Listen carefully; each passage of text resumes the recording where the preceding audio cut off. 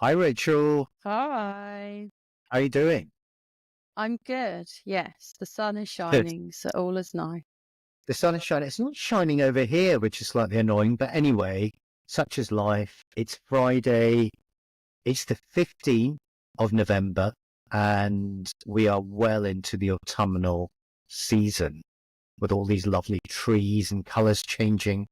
What do they call it in the US? The fall, The fall. Yeah, the fall. absolutely. To all our lovely American cousins out there. It's fall. But look, Rachel, let's get into it. Um, I'm putting together a notebook LM piece, which for those of you who don't know is a wonderful piece of AI developed by Google. And one of the things I'm going to be talking and developing with Notebook is some of the frustrations, desires, and fears that are experienced by tech C-suite, CEOs, CMOs, and CROs. I'm going to be sharing that with people, but I thought we could talk about that or touch on that today and maybe just talk about the top three and see, what we've actually experienced. Because I know that when we've compiled a list over the years when we've been talking to people about those particular areas, fears, frustrations, and desires. And if we look at frustration to kick off with and just look at the top three, we had number one, difficulty achieving consistent lead quality. How many times do we hear that, Rachel? All the time, all the time. And I All the think time, it's one all the of time. those things which sends you into a panic as well, doesn't it? So, things are going fairly well and then they suddenly start to not go so well. And then everyone's like, oh, what's happened? What's going on? Absolutely, absolutely. And I think as well, 2024 has been, and we'll come on to that, 2024 has been it's been quite prevalent, that particular frustration, if you like, which kind of feeds into the second one as well, which is long and complex sales cycles. And, which again, we will touch on, and then just to round off the third one. So these are the top three. The third one being poor alignment between sales and marketing. We hear that a lot, and that hovers between sort of 2, 3, all the time. But so they're all kind of quite interlinked. And that's going to kind of be the discussion we're going to be touching on today. These three particular frustrations. So just to repeat, and these will all be in the show notes. So difficulty in achieving consistent lead quality, long and complex sales cycles, which a lot of our customers experience, and poor alignment between sales and marketing. What would you say is, out of those three, Rachel, sorry to put you on the spot, but what would you say is the one that's kind of, you would say, I hear that all the time, or do you hear all three? By the way, I've got a bit of a sore throat, so I might be taking a glug of water and some medicinal stuff as we speak. Fire away. And coffee, very I'll try medicinal. not to cough. Very quickly, before you answer that question, just on a slight tangent, I had the pleasure of being on the podcast with one of the world's leading transformational coaches, a wonderful chap by the name of Will Steele. Certainly sounds like a secret agent Will Steele. And he's as I say, he's a great guy, and he really, made me open up about my background and all of that kind of stuff, but also things that I'd learned in terms of resilience and various other things, which again feeds into this. When we meet the C-suite, they may never have run a business. They may never have experience, running payrolls and doing all the other ins and outs of a cut and thrust business. But really, I think that's one of the other things that we bring to the party is that level of understanding and empathy that actually a lot of sales, marketing, and leaders all suffer, because they all have the same anxiety and fears.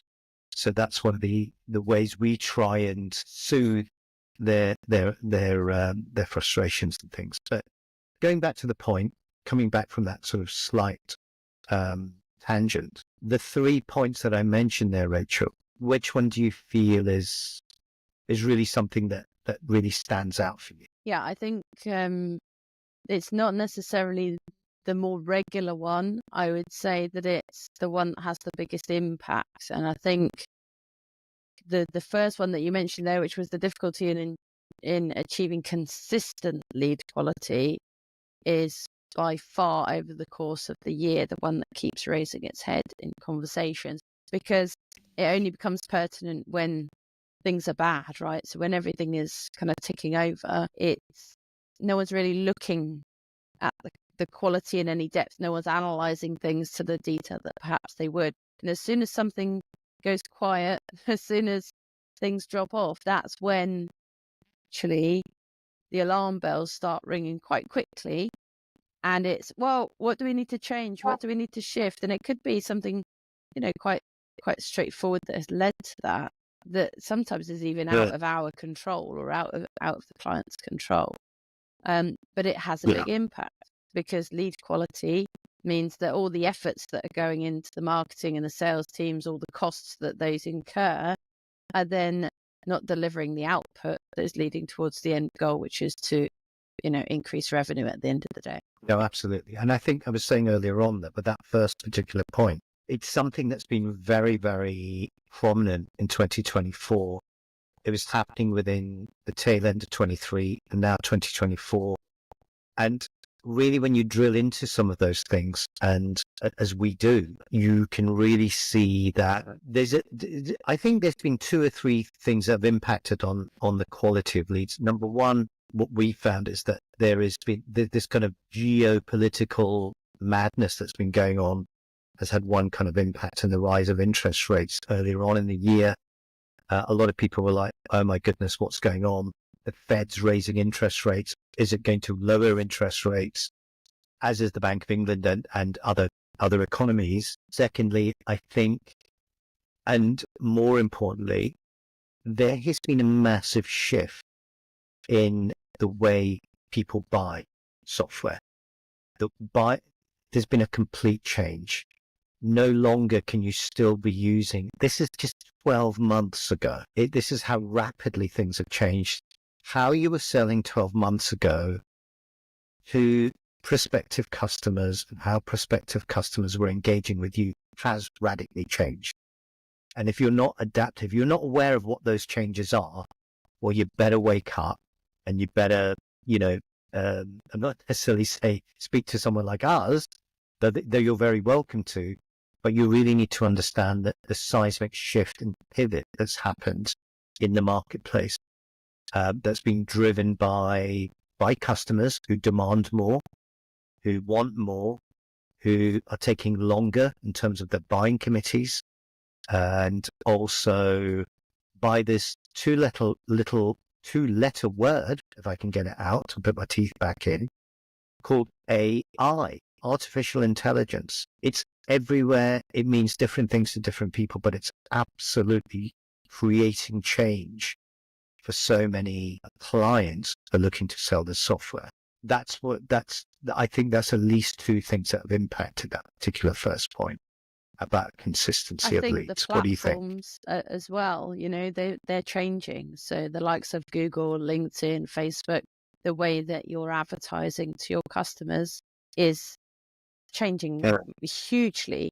The conversations with like clients and the Google teams are all directed in a route of AI and, trying to engage users based on their whole behaviors and where they are in the digital environment, rather than just one day waking up, going to a search engine and typing in what you want. That's kind of the days of old, isn't it? Long gone. Long Yeah, gone. absolutely. Or downloading some kind of document, or a checklist to help you do X, Y, and Z. I'll give you my email for that. People are much more cautious to share their information because they're doing their research behind the scenes. So I think that a big pressure on trying to get those leads through is that clients or customers are not necessarily willing to show their hand until much later down the line when they're closer to making a decision, if at all. There is I've heard, I was lucky enough to be privy at a closed loop CMO gathering, let's put it that way. And I occasionally get invited to these kind of things. It is a closed shop. It's for CMOs and not for people like myself.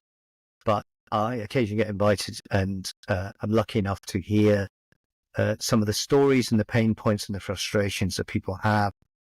But also it's an eye opener for me as well, because I feel that even though I'm a silent observer, I feel like grabbing certain people by the lapels and giving them a good shake, because sometimes they're like, well, our strategy for the next quarter is purely video, hypothetically. And that's great, but you cannot have a linear kind of approach, because guess what? What's your call to action on that video? What is the engagement piece? How do you react if you post a video on? And there was a great piece on LinkedIn about this, that there is a huge amount of complaints happening with people looking to engage with people on LinkedIn. They're writing a comment and asking a question after someone's posted a video, and it's taking 2 weeks for someone to respond. Because what companies are doing are literally spending all this investment on video, posting it, forgetting about it. Just saying, oh, well, I've done that bit now. Tick box, done. We've now created or got a company to create 15 videos for us, job done. Has it moved the dial? Has it created any more things? Oh, no, it's an investment in brand. Hang on a second. Take a step back. This has to be a joined up approach. You can't just be doing one particular piece of content and expect it to pay dividends, especially when there's so much video fatigue out there. I think people are getting very, very highly frustrated with a lot of nonsense that's out there. And I suppose that we're all about solutions. So how do people deal with that? How do people get consistent quality leads? And let's share some of those things. I'm happy to go first, or if you want to dive in, Rach. Well, I think the other point, just off the back of what you were saying about the video, churning out content and kind of leaving it in the ether to do whatever you hope it's going to do. I think that could be the same with the leads as well. They come in either from marketing or from sales outreach. The sales teams jump on the back of them as quickly as they can to try and sell the product or the service, don't get anywhere. And then what happens? They go into just a generic email churn and burn, like not what used to be called nurture, but what isn't actually in this day and age a nurture program, because how many emails do you get on a daily basis that just get deleted out of your inbox? What is it that actually really stands out? And I think going back to the point about how the buyer has changed, like the second point on the frustrations list is how complex that buyer journey now is reflective of that. There was a day where you could just pick up the phone and call that list of leads and get through, and it was kind of a numbers game. And I think now you have to be much more intelligent as to how that flow is working.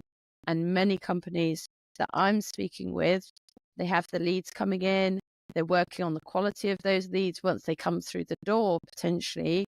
But then they get to a point where if the sales teams are not closing those deals, then they kind of get put into some automation that no one really looks at ever again. Oh, we're running our automation in the background. People are going to get those emails, and some of them might come back to us. And then they're dismissed as they're not quality leads anyway. And I think it kind of, each of the 3 points that you made at the very start about what these frustrations are all interlinked, because you're talking about the quality of the leads, you're talking about the process of buying, and you're also talking about the sales and the marketing teams potentially being misaligned. And there's not a surprise there that the marketing teams, if they're driving what they believe as qualified leads, and the sales teams are picking them up and calling what they believe is a qualified lead, and that still isn't leading to a sale, there's frustration. And that is kind of the underlining thing of everything that we're talking about today, is why is that happening? What is it that can be improved with that process? And how actually is it changed that these businesses aren't changing what their approach is to solving those problems. They're still just doing what they were doing a year ago or 2 years ago and not getting the desired outcomes. I don't know if you would agree on any of those points with conversations you're having. I would. I think so. Spot on, but also I think before I don't want to lose the thread of what you were saying earlier about some of the old-fashioned techniques that just changed. I'm not saying that they're wrong, but as I say, gated content that you touched on earlier, come on, guys. It's got to be so compelling before you get, no one's going to download a white paper anymore when they can watch a video on it. No one's going to download a playbook when they don't really know who you are, let alone what you do and why they should even download it. So just a catchy title ain't going to move anything. So you're wasting a lot of energy, money, and time by doing that. And I think they're just important points to sort of share. But yeah, I think a lot of the things that you're saying there are absolutely true. You have to be far more transparent. You have to be far more open in terms of what you're doing. But putting something into an automated system that's just going to email someone, then you sort of close your eyes and hope for the best with your head in your knees, ain't gonna work. And when we get people coming to us saying, "Hey, I've been doing all this amazing stuff, automation. I just thought I could press the button and just watch the leads come in, or the phones light up like Christmas trees." Well, it's not going to happen, my friend. It's not going to happen because you haven't sorted out the fundamentals right now. You haven't built on the foundational stuff, which I keep going on about. If you can't communicate who you are, what you do, why you do it, and why a customer should buy you, let alone all the pricing and the value that you deliver, who your ideal customer, you're just going to go round and round in circles. You're going to throw a lot of mud at the wall, hope some of it sticks. So get that bit right first. And automation is wonderful when you've got that bit right first. But automation itself, what we are seeing is this amazing ability to scale and use these amazing new tools that are out there, these AI tools, and the stack that we're sort of building out as well is that combination. You almost have to use those three facets, if you like, because if you don't, you're missing some really, really, important elements. So, the drop off in lead quality is real. I think it's very, very real. It is interlinked with large and long, complex sales cycles.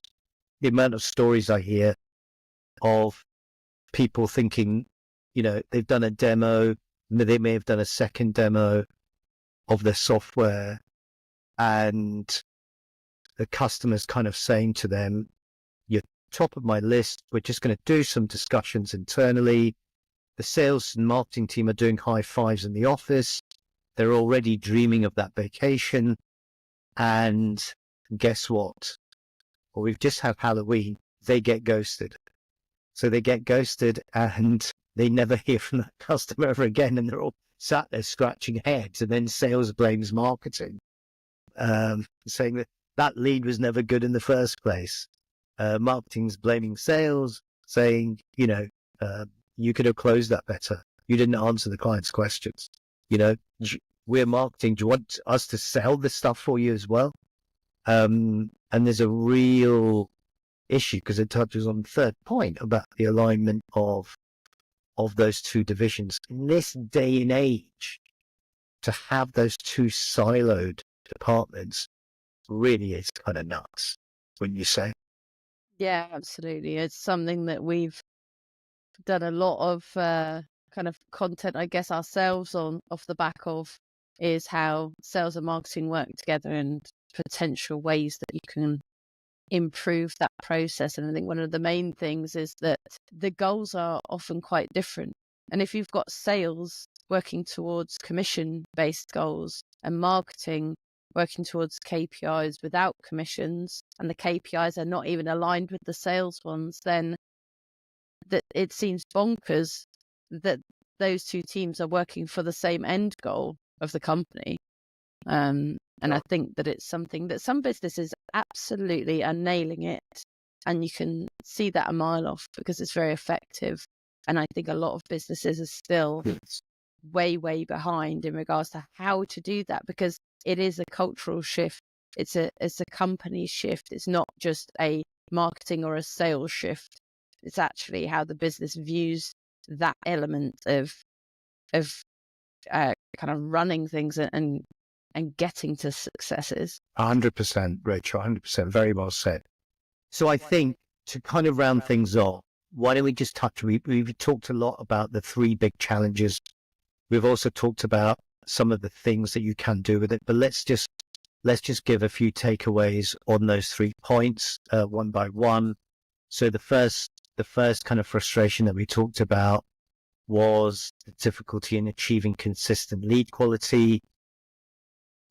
A solution to that is, well, there's quite a number of solutions to that. One of them could be an account-based marketing, an ABM sort of strategy, which again, we can talk about on another one of these sessions. But I think for a quick win, it's all about understanding where your customers are and defining clearly what you do. A lot of this is going to come back to this, but also understanding that look at what the techniques you're using are. If you are still using, as I say, some of those things that we touched on, which are gated content, rather old-fashioned content as well, i.e. old-fashioned videos that talk about yourself as opposed to the value that you add. Let's think about that. So again, we're talking about value here. Let's define what that value proposition is, guys. And yeah, so you can improve lead quality by being far more discerning in who you're actually targeting, but also be far more vocal and visual in terms of what it is, how you actually solve that problem for your customers. So that's how I would do. I think there's 2 big things for lead quality. 2 big things for me for lead quality is, one, does it matter? What impact is it having getting some irrelevant leads coming through? Because if you're looking at scaling up your business big time, if you're looking at real growth, then there has to be a level of expectation that you're going to get some weeds coming through as well. And therefore, what impact is the quality having? If your quality's gone down, but the you're still getting the positive output of good quality within there, then you need to assess what that is. And I think the other point would be that actually checking that quality is poor, because often inquiries come in, and as I said, the marketing to sales process sometimes dismisses potential opportunities because they don't tick all the right boxes. And there potentially are opportunities that are within there that are qualified, but they're just not then being followed through and nurtured because they're not yet ready to buy. They're not in that 5% that are there and ready to purchase. They're in the 95%, as you always say with the 95-5 rule, that they're not ready yet. So they're not going to buy right now, but then they're kind of thrown in the bin because they're poor quality. And I think those 2 things would be key things. So just really assess within your business as to where you're at with those. Fantastic. So I'm just going to add one more point, a little throwaway on that, is always remember the 95-5 rule. Because if you're, again, just for those who may not know what it is, even though we've been bleating on about it for the last 2 years, is that, again, this was something done by the B2B Institute along with Link, that 95% of your buyers are not in market, only 5% are. So there is no point sending sales messages to that 95% of people who A, don't even know they have a problem, let alone the solution that you have, solve that problem. B, when they do have that problem, that you want to be in the frame so that you're educating them along that sort of sideways funnel. And by the time they get to that sort of 15, 10, 5%, area where they're really interested in buying and have a burning need for that solution, that you are there and shortlisted to be the de facto solution of choice because you've been engaging and nurturing those people from that initial lead all those months ago. It may even have been a year ago. So guess what? If you've been taking the time to do that, you're going to win that deal. And it's as simple as that. So And I think that some really, really good point. I think that ties into the second point really well as well, as a kind of response of what can be done about that, because it is about the complex buyer journey and how things are changing. 100%. And I don't think there's a huge amount to say on that, because a lot of software that is sold is complex. You can try and systemize it, but it can be a longer journey, especially the higher ticket numbers as well. McKinsey talk about the omni-channel. They've talked about the omni-channel helping people to buy through a variety of different, depending on which door they go in. And that's always something to look at. And that, again, is all about looking at your analytics and looking at your data and how clean your data is to actually see which door they actually came in and how you can help them move further down the line. We're also hearing a lot more about online sales rooms where, you lead and encourage customers to go into an environment, a portal that has all the information that they require. So you're helping them make a decision without selling to them because they have all the information there, but you're there as a guide to help them through that process. So online sales room as well is a big thing in terms of reducing that complex cycle. Maybe not reducing it, but making it far more engaging, but also having the right messaging along the way of that journey, which, if you don't know, is something that you need to start establishing, which again is the 95/5. So that's number two. Just a final point on that is also the number of buyers or decision makers or influencers involved in the buying journey now as well.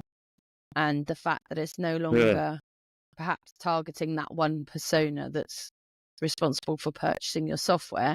It's being on the radar with all of those decision makers and all of those influencers, so that when the decision sits down in their boardroom, you're the brand that they're talking about. Absolutely. It's no longer just saying, we've just got to sell this to the FD or the financial controller because that's the person that signs it off, or the CEO, she's the person who's going to sign it off, or the CRO. Well, guess what? There's about 14 different people. The users of your product, the people who influence who should get that product, the CIO, who may be looking at the interoperability or the security of your product and how it fits in with the rest of your internal stack, etc., etc. So it goes on. So there are ways of doing that in a far more intuitive way that we've written about and talked about, and we'll be happy to share with you if you're interested to learn more. And then the final point, the alignment of sales and marketing. My goodness, where do we even begin with this? It's like an onion. Every time, you keep peeling those layers back within departments, so they just go back to it. So I'm just going to deal with it very, very quickly, and then you can jump in. But I just think it's a cultural shift, as we've talked about. I think it has to come from the top. The C-suite, the board, the leadership, the management have to realize that sales and marketing and sales are one. There is a yin and yang, to use my buzzword of the week, which you're probably sick of. But they have to be in harmony. If they're not in harmony, they're in disruption. So it's one of the two. You're either in harmony or you're not. And if you're not, how do you bring those two together? And there's numerous ways that we can do that, which we won't go into depth right now. But there's lots of ways of doing that. I know there's lots of other people on LinkedIn who've talked about it, some great people who've continued talked about it. Some from a sales perspective, some great CROs and some sales leaders, and also some great people from a marketing perspective about how they align the two. So there we go. 3 thorny subjects, which we've hopefully addressed. Anything else you'd like to add, Rachel, before we round things off? It's been great talking to you about this. Not from me. Okay, wonderful. So it's good that we should put, I should have a pair of glasses and we should do the two Ronnies, and it's good night from him. It's been great having you all on here listening to this. If there's anything else you'd like to know or any other topics, come back when we do a part 2 about some of the other things in our series of fears, frustrations and desires by tech leaders, and look forward to seeing you on this podcast again soon. Thank you. Thank Bye-bye. you.